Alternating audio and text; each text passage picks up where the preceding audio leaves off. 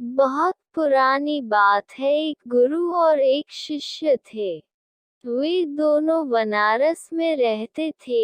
एक दिन किसी कार्य उज्जैन जा रहे थे। उज्जैन जाते जाते उन्हें रास्ते में ही रात हो गई। चारों ओर घना जंगल था और अंधेरी रात थी।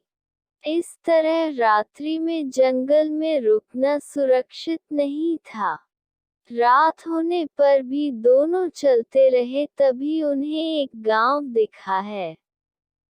गुरु और शिष्य दोनों ही गांव में चले गए। गांव में उन्हें एक झोपड़ी दिखलाई दी।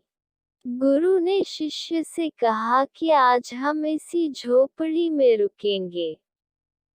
गुरु और शिष्य दोनों झोपड़ी में गए और झोपड़ी का दरवाजा खटखटाया। झोपड़ी से एक गरीब आदमी बाहर आया और गुरुजी उस व्यक्ति से बोले, हम दोनों बहुत दूर से आ रहे हैं और रात्रि अधिक हो गई है। जंगल में रहना खतरे से खाली नहीं है, इसीलिए हम रात्रि में यहाँ रुकना चाहते हैं। वह व्यक्तिगत गरीब अवश्य था, किंतु दिल से बहुत नेक इंसान था। उसने सम्मान पूर्वक गुरु और शिष्य को झोपड़ी के अंदर बुलाया और उन्हें स्वादिष्ट भोजन करवाया और रात्रि में सोने के लिए बिस्तर भी लगा दिए। भोजन करने के पश्चात गुरुजी ने उस गरीब व्यक्ति से पूछा, तुम्हारा घर तो बहुत छोटा है, किंतु तुम दिल के बहुत धनवान हो।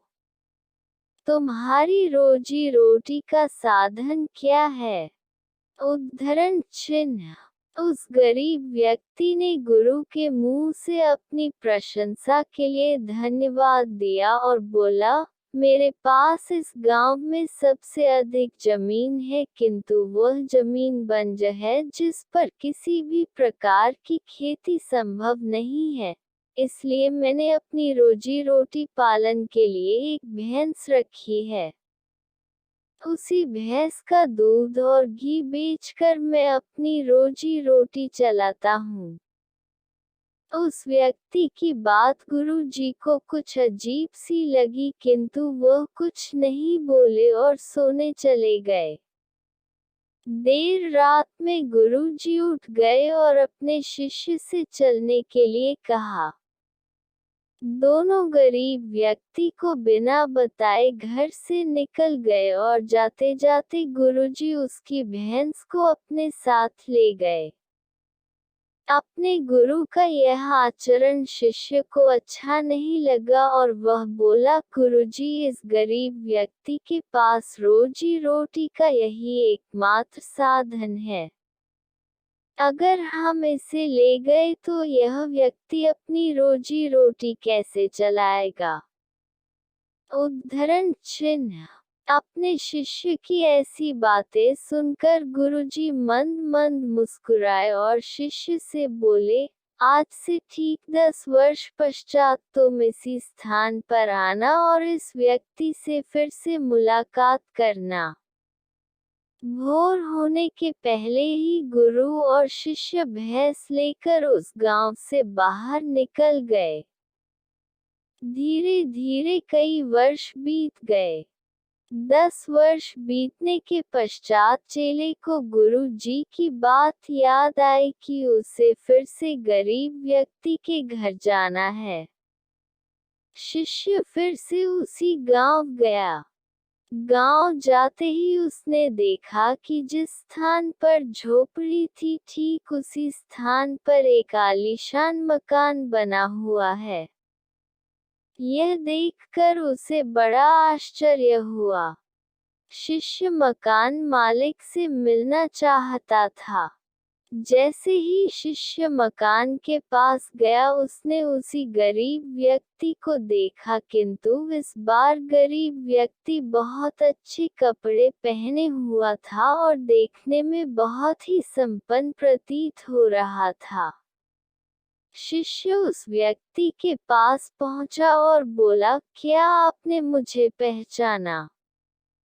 मैं वही बालक हूँ जो आज से 10 वर्ष पहले रात्रि हो जाने के कारण अपने गुरुजी के साथ आपके घर रुका था।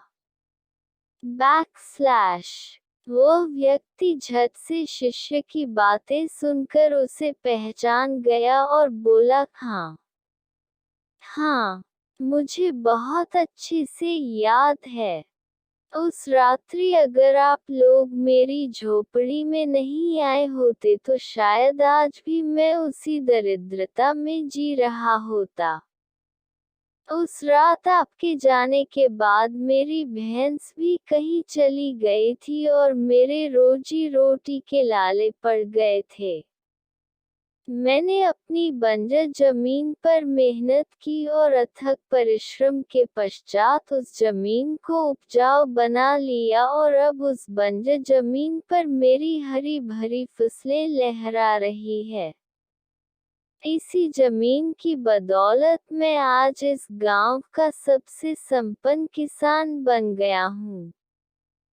शिष्य को अब समझ में आया कि गुरुजी उस रात उस व्यक्ति की भैंस क्यों ले गए।